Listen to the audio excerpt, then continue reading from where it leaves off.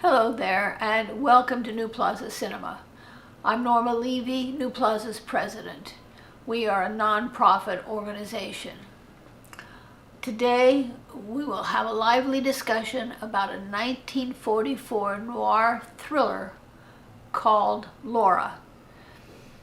It's directed by Otto Preminger and stars Dana Andrews, Gene Tierney, Vincent Price, and Clifton Webb. And now it's my great pleasure to turn this over to our wonderful curator and host, Gary Palmucci. Gary? Thank you, Norma. This is an unusual Sunday for me in that I'm not coming to you from a closet or a back room at the New Plaza Cinema. The theater is closed today because of its proximity to the finish line of the New York City Marathon. So it's a little more of a laid back Sunday afternoon for all of us. And it's a pleasure to be here with all you guys to talk about Otto Preminger's Laura. Now, I realized in watching the picture this week that I had not seen it. I think since the late 1970s, and I had gone on to see many of Preminger's other films, his later films. He's a favorite of mine, and that he's a director who's cinematic in his cinematic world. Nobody is completely innocent. Everybody's got their hands dirty in some ways or another. Ambiguity reigns, and cinematic fluidity with long takes, scenes with crowds, and memorable camera choreography is always present. Now, Andrew Sarris, in his canonical book, The American Cinema, starts off his evaluation of Preminger, and he's a fan. He says Laura is Preminger's Citizen Kane, in that Otto's detractors, like Orson's, have never permitted him to live it down. Well, I don't know if there's really many detractors of Preminger left at this point. He was a more controversial fellow, I think, in the days of his 40-year working career. He was did not suffer fools. He was a tyrant on the set and apparently in his private life. But we're looking at the work here, and I think the work is still very solid. Now, the analogy I was thinking with Laura this week was a film that it otherwise has nothing in common with Jean-Luc Godard's Breathless, but it essentially established the careers of both men, the successes of each of those films, and they went on to have long and very fruitful filmmaking careers after that. Another thing that Andrew Sarris says that I like here is it follows logically that Preminger's films, more often than not, although they have a somber, solemn quality, his many melodramas at 20th Century Fox in particular, like Laura, Fallen Angel, Whirlpool, Where the Sidewalk Ends, Angel Face. Now, many of these may not be familiar titles to you, but I would recommend, and I hope you'll, when we get finished here today, be enthused and motivated to seek them out. And he says also beautifully, these are all moodily fluid studies in perverse psychology rather than simple crackling suspense movies. The characters click even as the action falters. Now, the gentleman who's going to join us here momentarily, Stephen Smith, has been on the program several times here in the past. He did a beautiful lecture focusing exclusively on Laura and its genesis earlier this week. He was with us also for a discussion of composer Max Steiner. He's the author of a book on another great composer, Bernard Herrmann. So, Stephen, welcome back. And you're going to tell us about the genesis of Laura, a subject which, before we spoke earlier this week, I realized I knew very little about, and how Preminger sort of somehow, well, as Andrew Sarris says here, for his part, Preminger refuses to accept any responsibility whatsoever for the films he directed before Laura in 1944. I think you can go from there. Right. Well, thank you so much, Gary. It's great to be back with you. And I hope that those watching were able to see my talk. So I'm not going to really repeat myself much, but I also wanted to credit, because as great and valuable as Andrew Sarris's book is, I do think it slights the writers of films considerably. And I wanted to just reinforce the idea that it was Ruben Mamoulian who brought in two of the key Oscar-winning screenwriters for this film, and that Preminger is working from a very, very good script. And what I hope to talk about for just a few minutes today was the book that it's based on and its relationship to the film, because when I grew up watching Laura, I just enjoyed it as a mystery with the film noir tropes I was falling in love with, and beautiful Jean Tierney showing up and great character actors. And then as I got older, I thought, what is really going on in this movie? Clearly, there's a lot of subtext here. Why is, what is the Laura Waldo relationship about? What is the Shelby and Treadwell relationship about? And so I read the book by Vera Kaspari, which was begun, the idea supposedly came to her in 1940.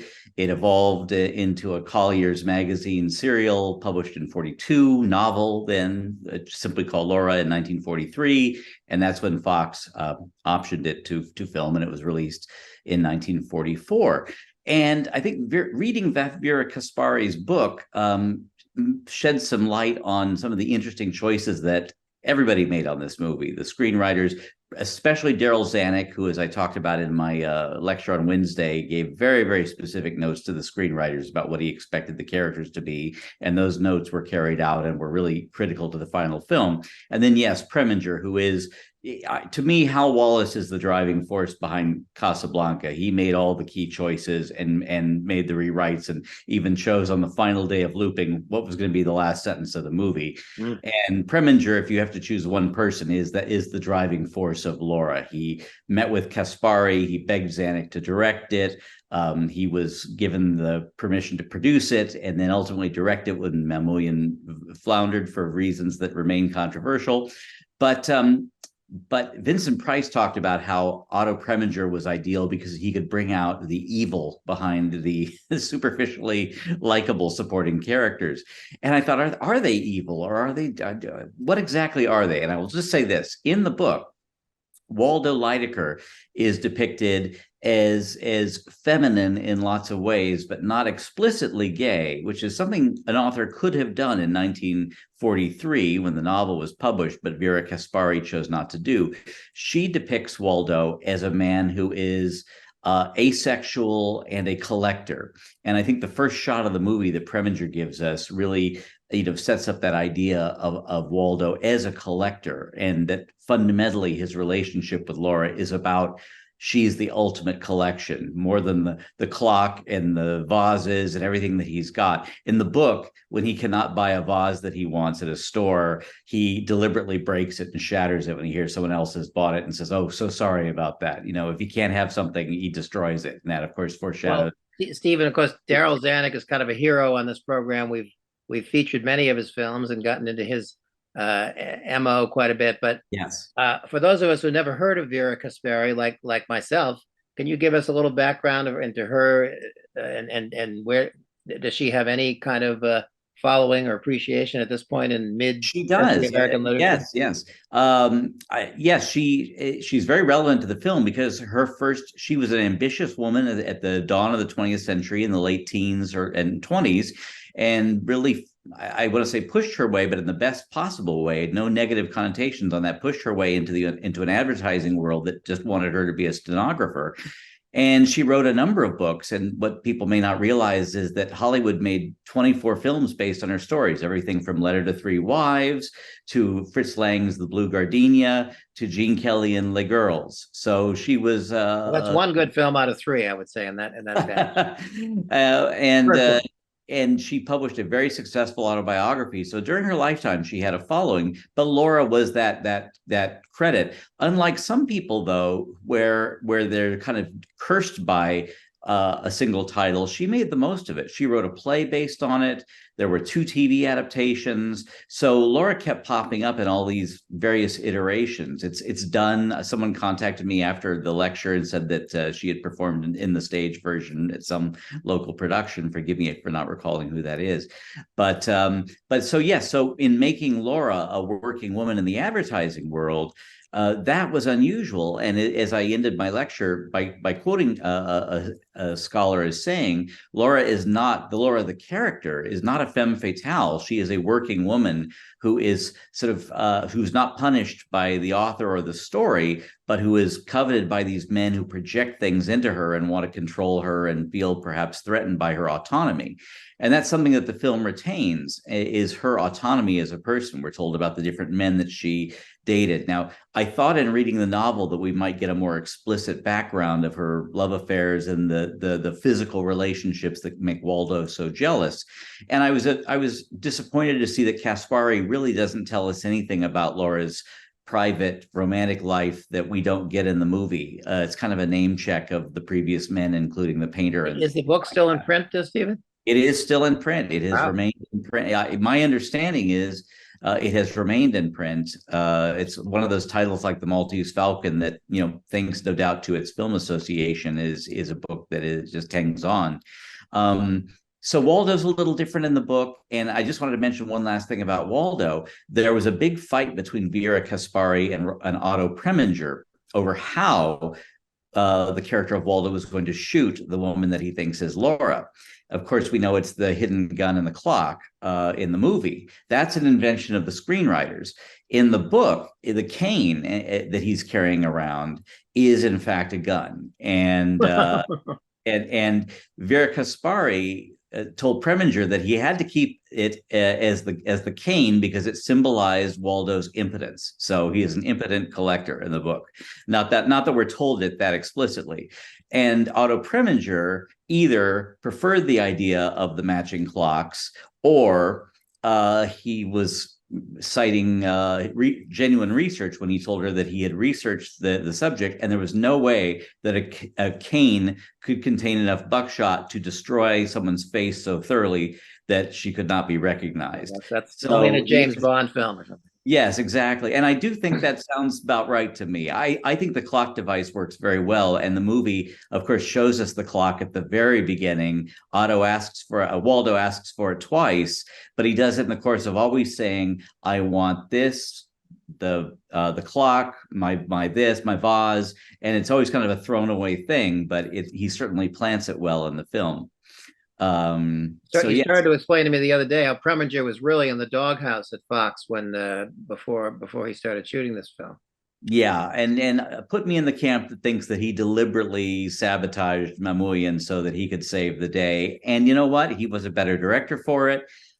His sort of objective quality, his ability to shoot things in those long, fluid, beautiful takes is exceptional. I do want to quote one thing. Do I have 2 more minutes? I don't want to hold up Dan in your commentary. I knew David Raksin pretty well, the composer. I took his class first at USC, and he encouraged me to write my Bernard Herrmann book, which was really my first professional enterprise. And then we remained friends to the end of his life. And he loved to tell the story about his let's say, disagreement with Preminger over a theme for Laura. In the book, Laura's favorite song is Smoke Gets in Your Eyes. Vera Caspari tells us that not once but twice. Fox either didn't want that song or didn't or couldn't license it. And then Preminger wanted Summertime, and that couldn't be licensed. And then he was going to use Duke Ellington's Sophisticated Lady. And I'm going to quote from Foster Hirsch's autobiography of Preminger that has a fun quote from David. And this sheds a sort of, I think, unflattering, let's say a disappointing light on Preminger, because I believe David's right. But I'll quote this. He says, Otto told me he was going to use Duke Ellington's Sophisticated Lady as the theme song and work it around the original music that I would be composing. I told him it would be wrong for the movie. We argued. We both raised our voices. Nothing new there. He said the song would be right because, quote, Laura is a whore. I said, according to who? Where did you get this fellow? Otto asked Alfred Newman, the musical director. Al said to Otto, listen to Dave, David Raksin. So I find it very odd that Preminger, I think gives Laura her due, and he was extremely supportive of Jean Tierney. I think that he sensed her fragility after the great shock of her very, very ill child that I talked about, damaged, blind and impaired child that she had had before the film.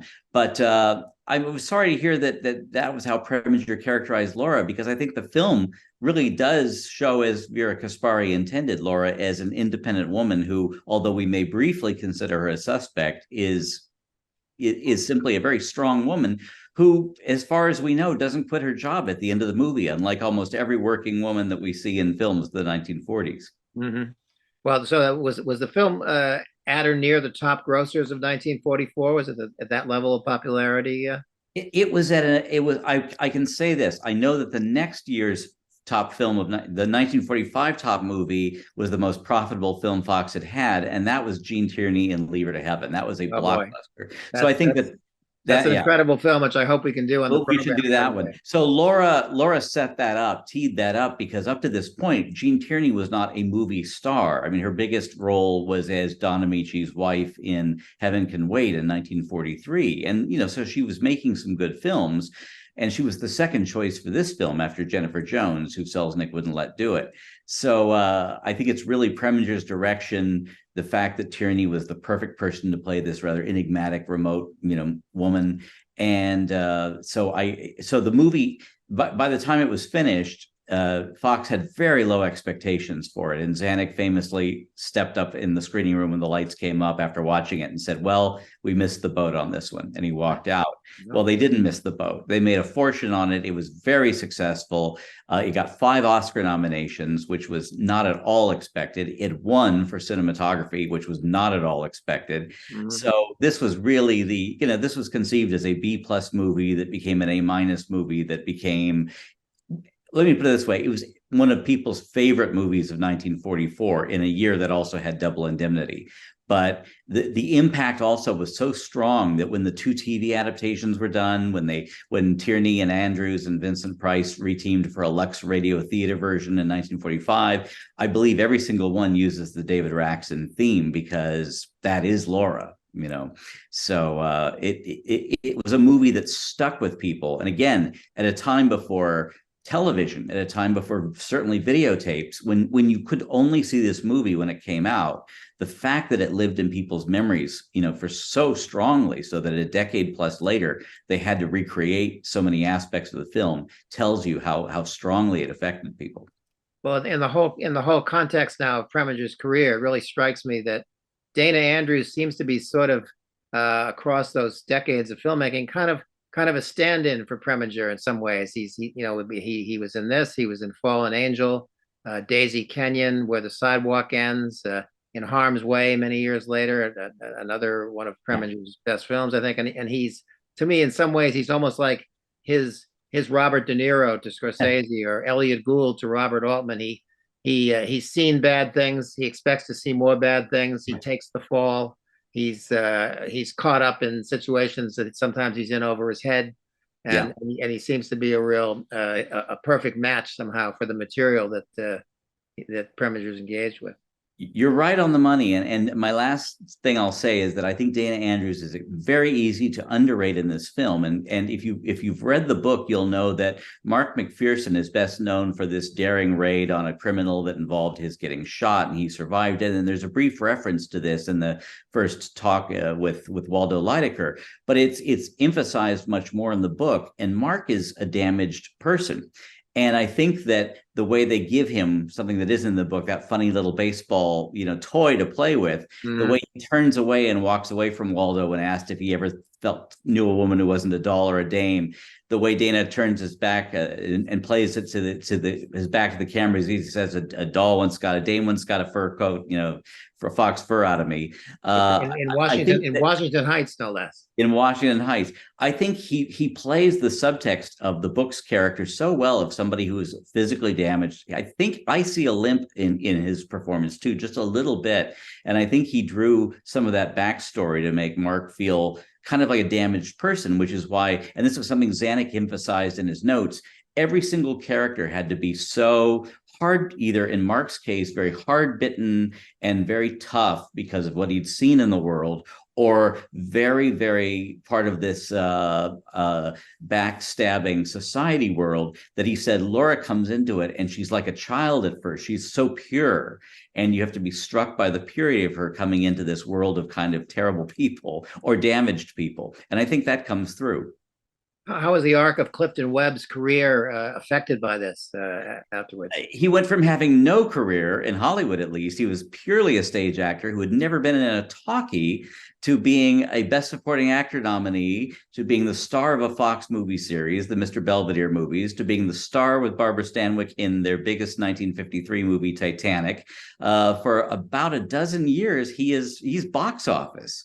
And this was someone that Zanuck almost, flat out refused to even watch a screen test of, much less hire. Well, and again, Preminger, to his credit, just pushed and pushed and pushed and pushed. And finally, he got Webb to do a screen test and showed it to Zanuck. And as Preminger told it, Zanuck was such a professional that he watched it and said, "You son of a bitch. All right, you can have him."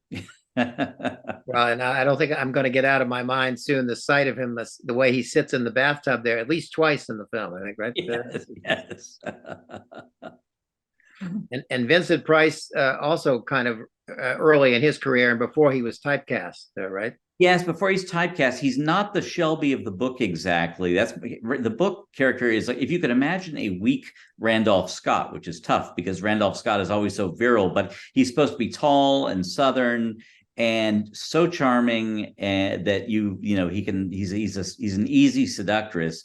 Everything's great about him except his refusal to work and his tendency to leech off of everyone. And I think that Vincent Price is extremely good at playing the charm and the leechiness. And incidentally, the character of Anne Treadwell, in the book, she has no real purpose. She has no relationship with Shelby. She's Laura's aunt, and she's really just someone for Laura to talk to. And so I think it was a good choice on the part of the screenwriters to give her a relationship with Shelby and to give her all of that tart dialogue that Judith Anderson plays, particularly in the wonderful single take scene with Laura in the bathroom, in the powder room, where she says, "Shelby's weak. He's right for me. He's capable of murder because I know I'm capable of murder too. I didn't do it, but I thought of it," or whatever. All that great dialogue she has as she's looking away, powdering herself. Well, in so many 40s films, it also seems like there's a 6 degrees of Alfred Hitchcock somehow lingering around the corner. Oh, no question. Mrs. Danvers is definitely like the shadow image of Judith Anderson and everything she played after 1940 and Rebecca. And again, I have to say, casting by Ruben Mamoulian in that case. So there were a few different cooks, adding flavors into this movie, but no question, Preminger is the master chef who brings it all together and serves. And the one picture that Hitchcock, I believe, the only one he ever made at 20th Century Fox, a lifeboat rather, very, very accomplished, but was received very poorly, at least in its original movies. Yeah. And a last minute, Daryl Zanuck wanted John Hodiak, who had just done Lifeboat, to star in Laura. Excellent in Lifeboat, isn't he? Yeah. Well, maybe this is a good time. At about 25 past the hour, we usually ask Dan Cahill to come in, and this being an Oscar winner for Best Cinematography, which I did not know until just now. He's got a lot to work with, I suspect.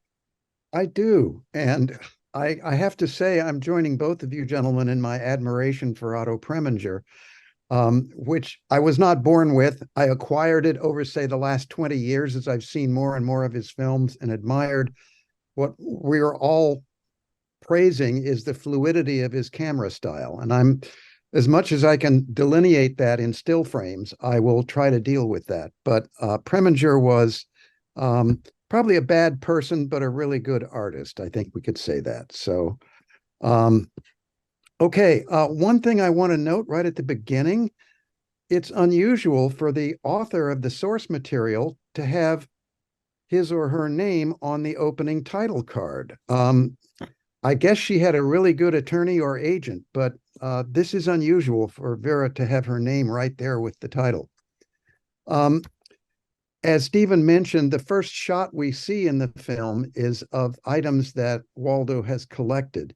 And I just want to point out, these are rather fragile, delicate-looking glass objects, the sort of thing that you might expect Waldo to have once you kind of get to know his personality. The camera then glides to the right, and we discover this man. This is Dana Andrews as Mark McPherson, the police detective. And you can kind of see just from the way he holds himself, the way his hat rides on his head, he's a man's man. And we're about to encounter, well, he's going to take a look at the clock, which this helps establish the clock even more, excuse me, even more than Waldo's voiceover. And it will be important at the end of the film, as we recall. But this is the scene with a man's man on the right, separated by a full bathtub from somebody who is, well, shall we say, less than a man's man. I think we should acknowledge that Clifton Webb was pretty much an out gay man during most of his career.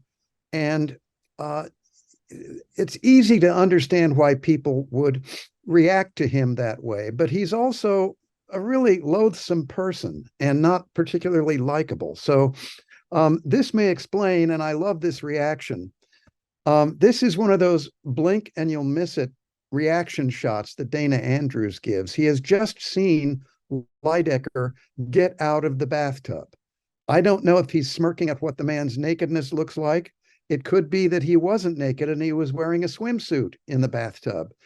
Or it may be that he's just learning to really loathe Lydecker. But all of it is there in 1 second, a reaction from Andrews. We'll see a couple more of those as we progress. Mirrors. Mirrors are a big deal with Preminger, as they are with a lot of directors who like to move the camera. And moving the camera to a different position is in many ways a substitute for cutting to a different scene. You pan over to something, and this was a pan from, I can't even remember now what it was, but it reframes the scene in a different way. And just going to show you some other examples of mirror shots. This is in the sequence where Mark is prowling through and exploring Laura's apartment on, this is before she reappears. And we have a mirror there in her bedroom closet mirror. And I want to show you something. You have probably heard me say before that when you watch a movie repeatedly in order to prepare for one of these programs, you start to notice strange things. And here is a strange thing. Oh, come on.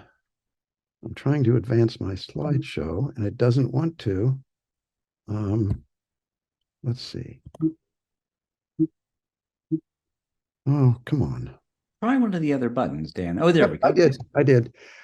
This is in Laura's bar. There is a rectangular object on the wall. It's not on the wall. It's set off from the wall in front of Dana Andrews.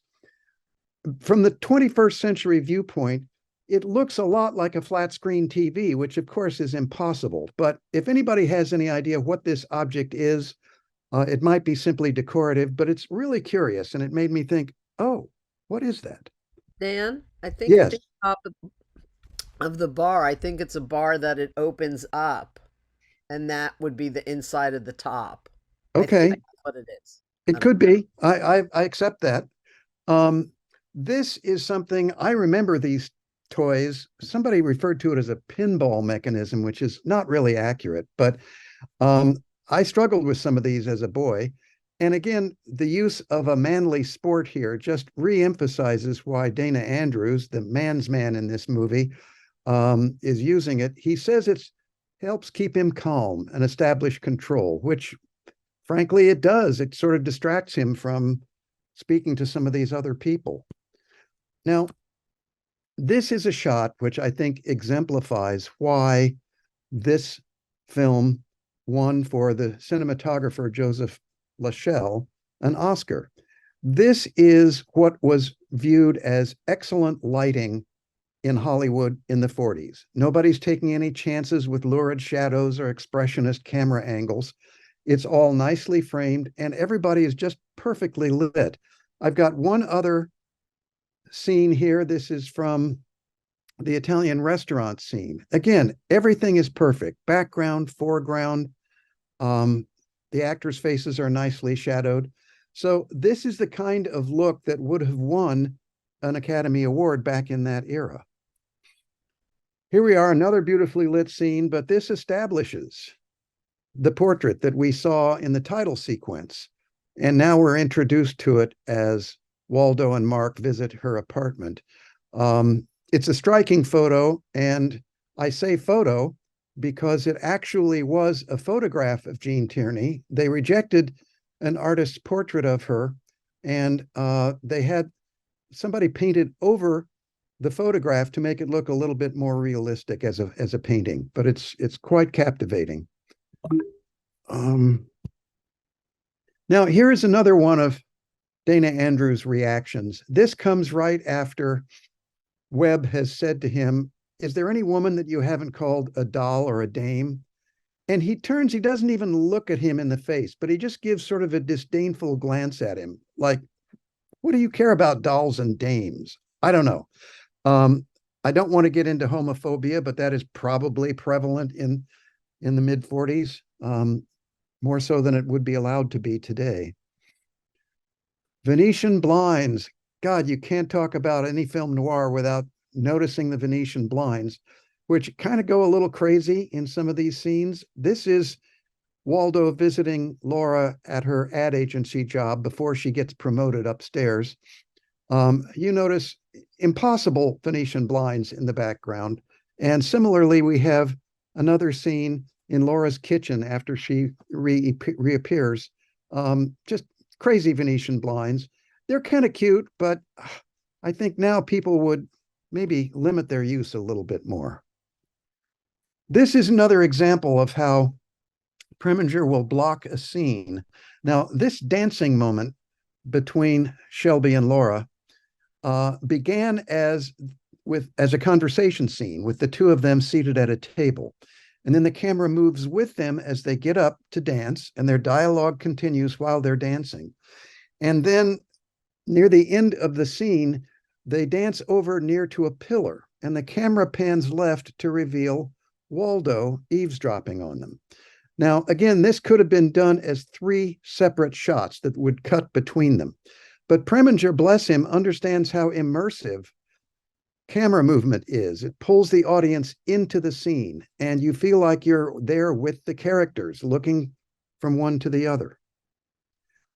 Here we have another shot, a visual shot, which explains the situation in the story. It's a love triangle with Dana Andrews and Vincent Price, and the hypotenuse being Jean Tierney. I really love this shot. This is Laura's re-entry into her apartment after she's presumed murdered. And first of all, I love the way that it's done in a wide shot, because this would be Mark's point of view from the other room. And I love the fact that it's dealt with sort of matter-of-factly, because to Laura, this is a matter-of-fact moment. She's just coming back home to her apartment after a weekend in the country. A lesser director would have done a shock cut to Laura's surprised face and expected the audience to gasp. But this is subtly and realistically, I think. Here's the last of those Dana Andrews reactions. He has just heard from Laura that she is planning not to marry Shelby. And you can see the trace of a smile forming on his face, and then it's gone instantly. He's back into business as a police detective. Here we are. He has taken her because he says he needs official surroundings to interrogate her, taken her to the police station and done what police did back in those days. Maybe they still do. They shine bright lights in the witness's face to make them more vulnerable. And here indeed she is overlit. And we come back down to more tempered lighting on her, which helps relax her a little bit more. And then this next shot is very expressive of Mark's passion for her that he has a hard time masking. He didn't have to be in her face, but he kind of wanted to be, I think. That's sort of the way it's being played. At last, near the very end of the movie, we get some noir lighting. The low angle light and the lurid shadows on the wall. And to everyone's satisfaction, I imagine, the next to last shot of the film is the death of Waldo, who will not be mourned by anybody in the audience and probably nobody on the screen that he's sharing. That's all I have for the look of the film. I want to join Stephen and Gary in just noting how this film it really made the careers of all the people involved in it. Even it sounds like Vera Casperi, although I didn't know her name or her career that well, but she seems to have really profited by the exposure she got and gone on to do a lot of excellent work afterwards. And of course, I'm of the generation that grew up with Vincent Price in Roger Corman horror films, and it's nice to see there was a lot more to him. Oh, yes. And this is something that we don't see his straight acting career prior to let's say, the 60s or late 50s, I guess. So it was refreshing to see him in a sort of serious role. So that's my take, gentlemen. And a wonderful one. Thank you. And you just reminded me the old question of who would you have dinner with, invite to a dinner party. Vincent Price and Roddy McDowall were the two people. I'd pick either, or probably Vincent Price just because I love his performances. But those two men watched what was going on, and in their interviews, like Price talking about the making of Laura, he has so much insight into things that were happening with a lot of compassion but sharpness. And many of the best accounts of what's going on behind the scenes come from Vincent Price. So I just wanted to say that was another of his qualities, was a very strong ability to be an observer while performing on the set. And it's also interesting to see him in, say, 2 and 3 shots dominating the scene with his height. Yes. I mean, he was like 6'4" or 5, kind of up there with Christopher Lee and Rock Hudson and Jimmy Stewart. It would have been interesting to cast those 3 guys side by side and see how they looked, but those days are over. And Fox clearly liked the pairing of him and Gene Tierney, because he is her, I'll just say, fiance in Leave Her to Heaven, in Act 1 at least. And then they were paired in a movie called Dragonwyck that doesn't quite come off, in my opinion, but it's certainly worth seeing. Yeah, Bill Makowitz's first film. Yeah, kind of a mixed bag, as I recall. Yeah. but it's fun. It was entertaining, and They knew how to entertain. yes, God bless them. Studio, yes. Well, it's a studio with a great history. Of course, it's now from the perspective of film distribution and exhibition. It's owned by the Disney company, but in our theater, we'll give them some credit because they have supplied very good DCP qualities copies of films like Bigger Than Life by Nicholas Ray, The Leopard by Luchino Visconti, and we're doing Jules Dassin's A Night in the City in a couple of weeks as part of our in theater noir portion of this month's celebration. So wonderful. All essential films from that library. Yes. Well, Lori, do we have any people out there who want to comment or question us? We sure do, guys. If anyone has any questions they want to ask, please go to the reaction button and raise your hand. Let the interrogation begin. I'll put the bright light on my face. I was going to say, Marjorie, could you unmute your audio and start your video? Yeah, hi, thank you. I saw this yesterday after many, many years, and I really did notice a lot that I had not seen before. But I'm usually a dark shadow and light person, and this really didn't have that much. But I really enjoyed the difference, the wide angle shots where there are many people, as Dan said, all in focus, everything going on, and also a lot of the worm's eye view where the camera is, looking up at the person. So I thought it had a very good variety of camera angles in it, and especially the beginning shot, it just seems like it's all in one when they're just looking all over her apartment. So I really enjoyed that very much. Okay, that's just my commentary. We appreciate it, and we all agree with you. Thank you. Thank you, Marjorie. May I just make a comment on that? That when these films were released, particularly the ones that Daryl Zanuck produced just after the war, the series that we think of as now noir, like Kiss of Death and The House on Telegraph Hill and all of those, they weren't even called crime films. The French had come up with the phrase film noir in, I believe, 1946, but that wasn't used in America at the time. You will see over and over in the reviews of these movies them being called as documentary style. And I think it's because there is a greater quality of realism to both the characterizations and what you were referring to, Marjorie, is the absence of extreme noir lighting. They're not, the Zanuck films tend to not be, the Fox films tend not to have that same kind of German expressionist style. I mean, Leave It to Heaven, which is certainly a noir movie, is in gorgeous Technicolor and has a realistic look of its own. So in the day, it's fascinating that the films were often called documentary style. Which it is, and it was done really beautifully. Thank you.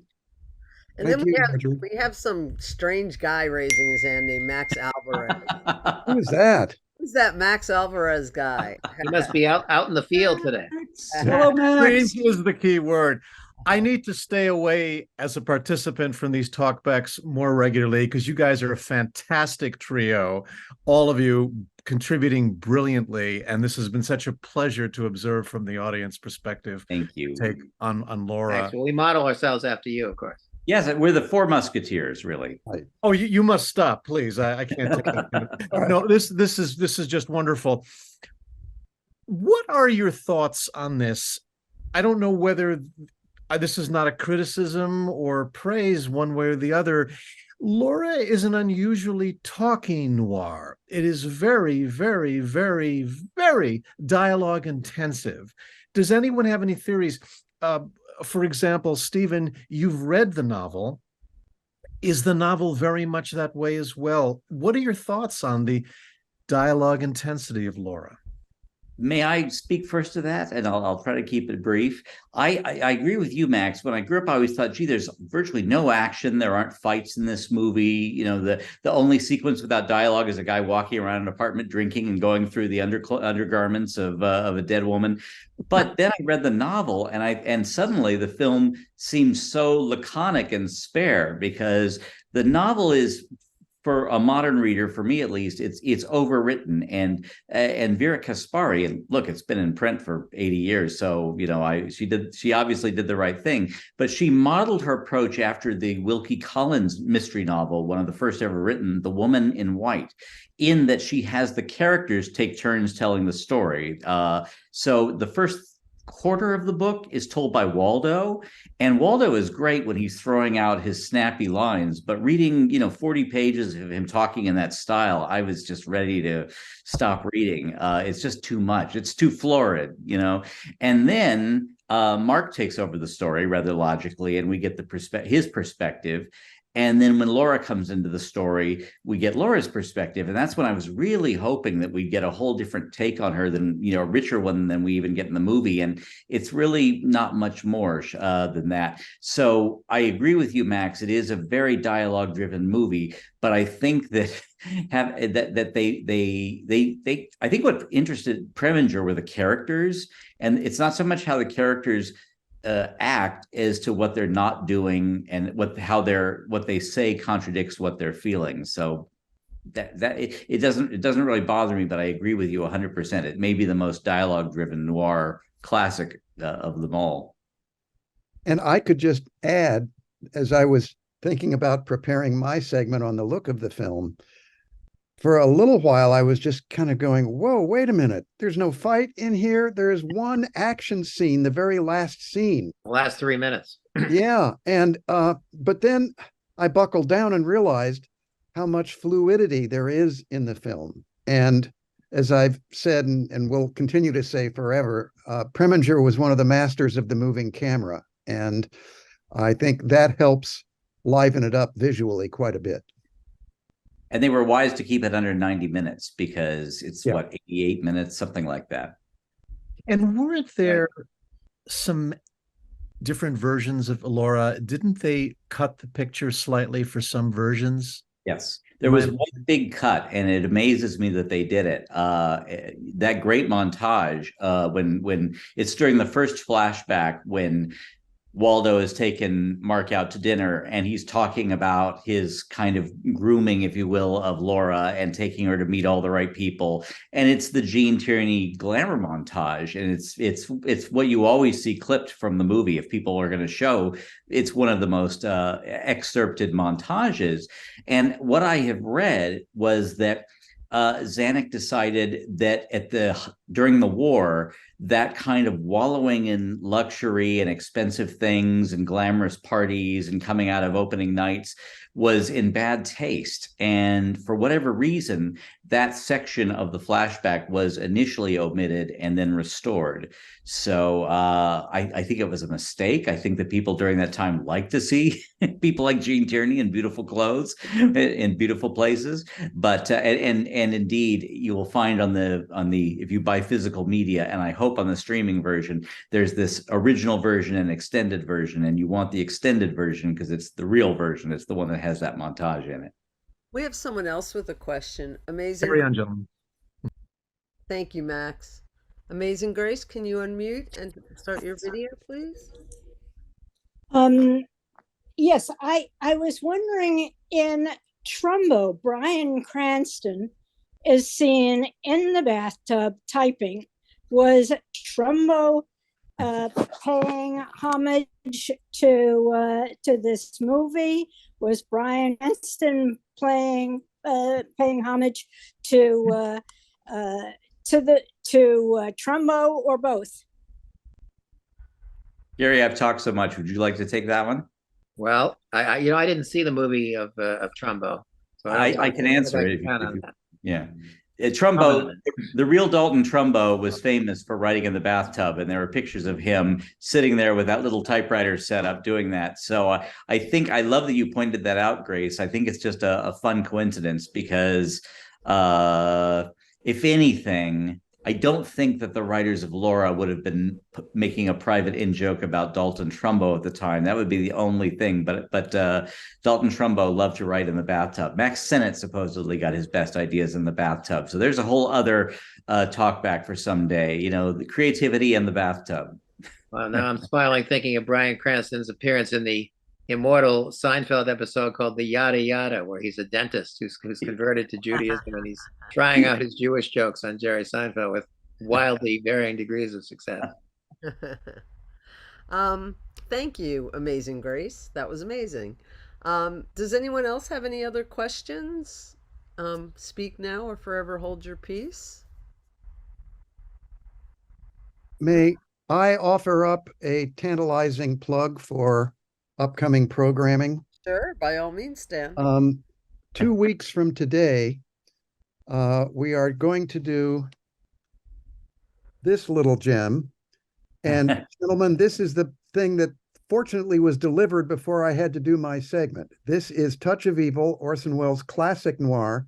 And the reason it's important is that this edition has a newly recorded audio commentary from our guest on November 19th, who is the erudite and eloquent Imogen Sarah Smith.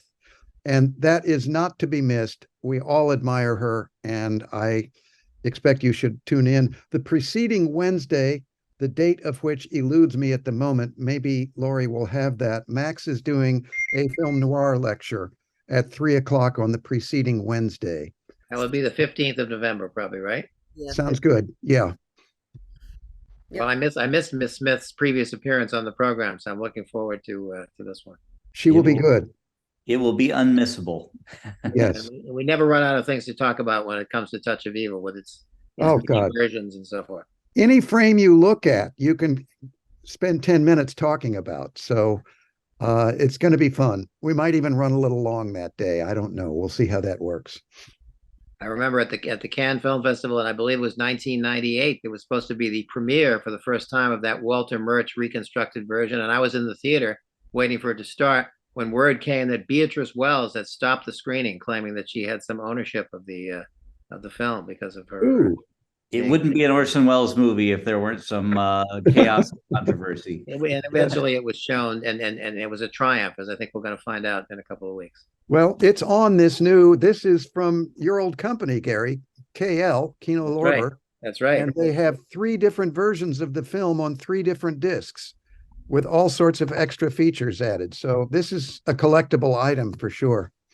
They've done a terrific job, you know, and they've got just about every studio under contract, I think, now, and are cherry picking these great restorations. It's Oh great. yeah, I just found several releases of things like a film from the late 50s starring George Nader. He made a lot of films. We just don't get to see them very often. But if I lived on the East Coast, I would not be watching a Blu-ray. I would be going to New Plaza Cinema to see one of the greatest of noirs, Night in the City, in person on a big screen. Oh yes. The way it was meant to be seen in a glorious DCP. Well, thanks very much for that plug. Directed by another American filmmaker from Wisconsin, Jules Dassin. So yes, with Gene Tierney and Richard Widmark, who I profiled years ago. I forgot she was in that. I haven't seen it in a long time. Oh, and you know what? She's in the movie. This doesn't spoil anything about the film.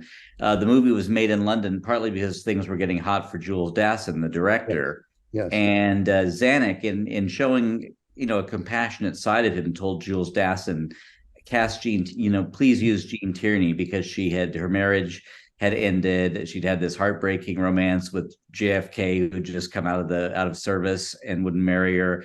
And she had all these tragedies going on. So Zanuck said, you know, go to London, keep your head down, and please hire Gene Tierney. And it all worked out. And the movie has a wonderful jazzy soundtrack that you want to listen for. Oh, Franz Waxman at his best. I mean, right around the time he's winning back-to-back Oscars for Sunset Boulevard and A Place in the Sun. Great score. I'm glad you mentioned that. Yeah. Anybody else out there? All right. Well, a couple of people have thanked us very much. Adam and Shannon really enjoyed your talk. And thank you all for joining us and making New Plaza Cinema part of your Sunday. And we'll see you hopefully again on November 15th for a follow-up talk back that following 19th? Yeah, 19th. The 15th is Max's lecture. The 19th is the talk back on Touch of Evil. That's what I said. And thank you guys for renewing my appreciation of Laura after several decades. Thank you for letting me join you today. This was so much fun. We're always happy to bring on more appreciation for any of the movies we've chosen. So happy to do that. All right, everyone. Have a great rest of your Sunday, and we'll see you in a week and a half. Bye-bye. Be well, everyone.